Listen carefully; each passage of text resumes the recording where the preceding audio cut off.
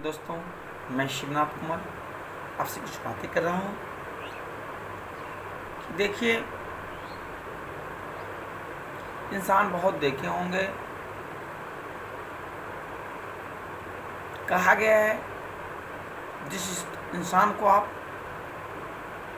जितना चाहिएगा आगे आने वाले दिनों में वो आपके लिए कठिनाई बन जाते हैं, वो आपके लिए मुसीबतें बन जाते हैं। तो इसीलिए उन्हीं व्यक्तियों का साथ देना है जो आपका साथ दे,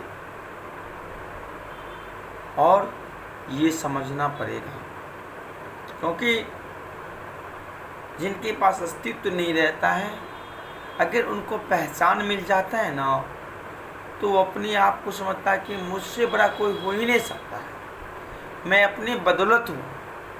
लेकिन उसको बनाने के पीछे कितना मेहनत लगता है इंसान को, उस इंसान के पीछे बनाने के लिए कितना मेहनत है, वो नहीं समझ पाते हैं। कारण है, जब बन जाते हैं ना, तो वो आपका शत्रु बन जाता है।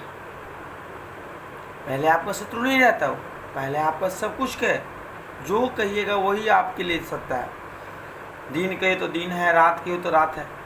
लेकिन जब उसको आप बना दीजिएगा ना, उस लायक, उस स्टेज पे लाके छोड़ दीजिएगा ना, तो उसको अपने आप को महान क्रांतिकारी समझ जाते हैं कि मैं एक क्रांतिकारी हूँ, मैं एक क्रांतिकारी बन गया, मैं खुद से बना हूँ। लेकिन वास्तविकता ऐसा कुछ भी नहीं है।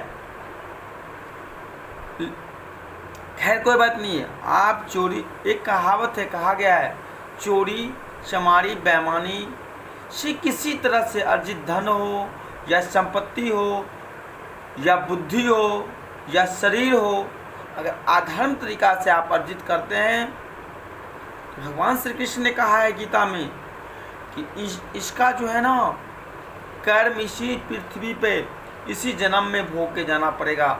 अगर ऐसा किसी को लग रहा है कि मैं अपने बदौलत हुआ हूँ, किसी की सहयोग नहीं है, मेरे ज़िंदगी में अगर कुछ भी हुआ है तो मैं खुद से किया हूँ, मैंने खुद संघर्ष करके हुआ हूँ, भाई, ये संघर्ष वाली जो बात बोलते हैं ना, बहुत गलत होते हैं। ये घमंड है, और घमंड अहंकार जो है ना, ये भगवान के भोजन होते हैं। और समझ लीजिए, घमंड करने वाले जो भी इंसान है, उनको परिणाम इसी जन्म में भोग के जाना पड़ेगा।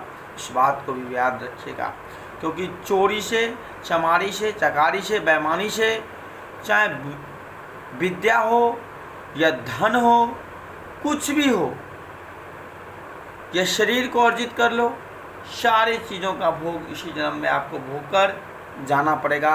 मैं बोल रहा हूँ, आपको यकीनन मानना पड़ेगा। इसलिए ऐसा कभी ना सोचे कि मैं अपने बदौलत हुआ हूँ कुछ भी। अगर किसी का सहयोग है, उस बात को कभी भूलना नहीं चाहिए।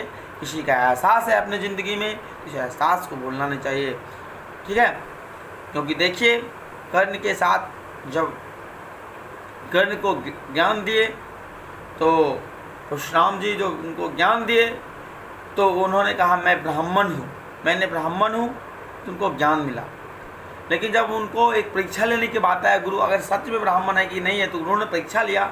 उस समय एक कीड़ा देखिएगा, उसको जंघा का कतर रहा था, लेकिन वो बर्दाश्त कर रहा था।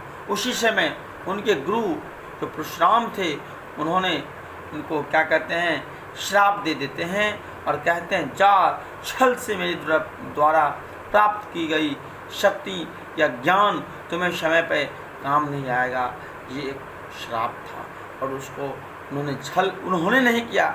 लेकिन उनको पता नहीं था कि मैं किस जात से हूँ, मैं किस धर्म से हूँ, इसीलिए उनको इस सामना करना पड़ा। तो भाई, जो जानते हैं, जो खुद जानते हैं कि मेरे पीछे उनका बहुत बड़ा योगदान है, उनका बहुत बड़ा सहयोग है, उनके बावजूद भी अगर आपको घमंड हो रहा है कि मैं ही अपने आप से सब कुछ किया हूँ, यहाँ तक कि संघर्ष, यानी कि ज़मीन से संघर्ष, आसमान की संघर्ष को जो कोई अपने आप को ले रहा है कि मैंने खुद से किया हूँ, तो ये उनकी भूल है, और उनका परिणाम उनको भोग के जाना पड़ेगा। इसलिए ज़िंदगी में झूठ कभी मत बोलिएगा, हमेशा सत्य का सहारा लीजिए। सत्य परेशान हो सकते हैं, लेकिन पराजित नहीं हो सकते हैं, ये भगवान श्री कृष्ण ने गीता में कहा है। धन्यवाद। जय हिंद, वंदे मातरम। मिलते हैं अगले वीडियो में।